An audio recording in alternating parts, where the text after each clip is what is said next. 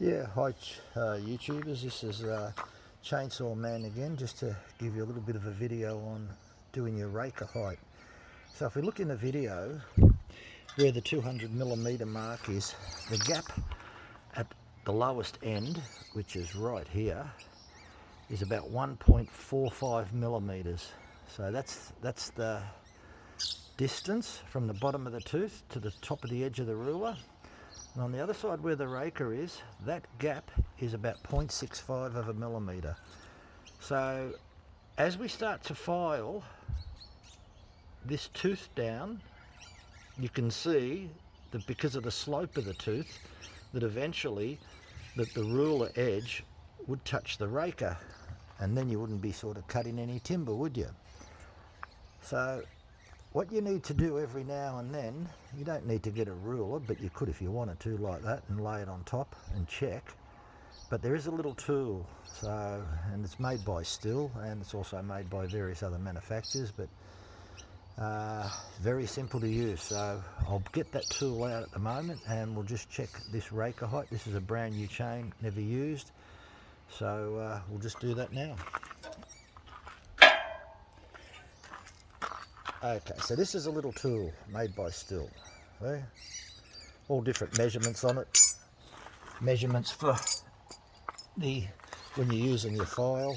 You've got your 30 degrees, 10 degrees, 35 degrees. This little end here is used to clean out the groove in the bar, so use it for that. Got other measurements on the other side. Okay, so how do you use it? Well, you sit it straight on top of the bar, all right, on the tooth, but you make sure that it drops over the tooth. Now you can actually see that raker there, right there, and if you get the flat edge of the file, I can barely just feel it. So what they're virtually saying, that if you can just feel that, you'll get the file, and you'll just give that a couple little, and then you'll check again. Fine. So that's how you check your rakers. So as you can see on the video, as you start to file your tooth, you'll start to lose the height, and when you lose the height, that the raker will be coming closer to the top of that tooth. Yeah, so that's especially when you get down about here. If you haven't ground your rakers, you won't be cutting timber very good. So how often do you check the rakers? Well, you don't have to check it every time you sharpen it, but you should be checking at least every 4th or 5th time. And yeah, as I say, it's just a matter of putting that little unit on like this, sitting it dead flat on the chain. So that's how it sits dead flat, as you can see by the rivets. So as long as it sits dead flat, and you can just see the raker, but it doesn't protrude. You'll see on a few videos, a lot of people will file holding the unit, but I actually think that's a very bad idea, because all you're going to achieve there is that you're going to grind this metal away with a file. Now if you keep doing that, it's going to be inaccurate.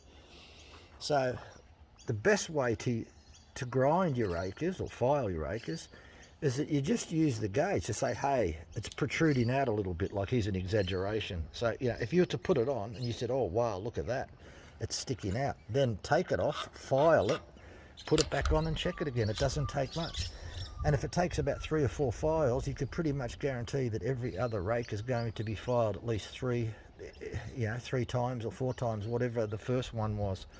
So yeah, you want to keep it fairly uniform. If you do each tooth individually, it'd be very time consuming. So generally what I do, if I put the tool on, say, oh okay, that's sticking out a little bit like that, you know, that's sitting dead flat, but that's an exaggeration. So you know, I'm just tilting that up a bit so that you can see the raker popping out. So if I thought, oh well, that's sticking out a little bit, and I went to file that say 4 times with the same amount of pressure, put it back on, and they said, oh yeah, wow, look, that's good, then I would do every tooth, or every raker I should say, I would do every raker approximately 4 times. Now there is a little mark on that raker, you can see it there. Now that mark there means don't file a raker below that point. Now virtually by the time you get to this point here, you would be down to that mark.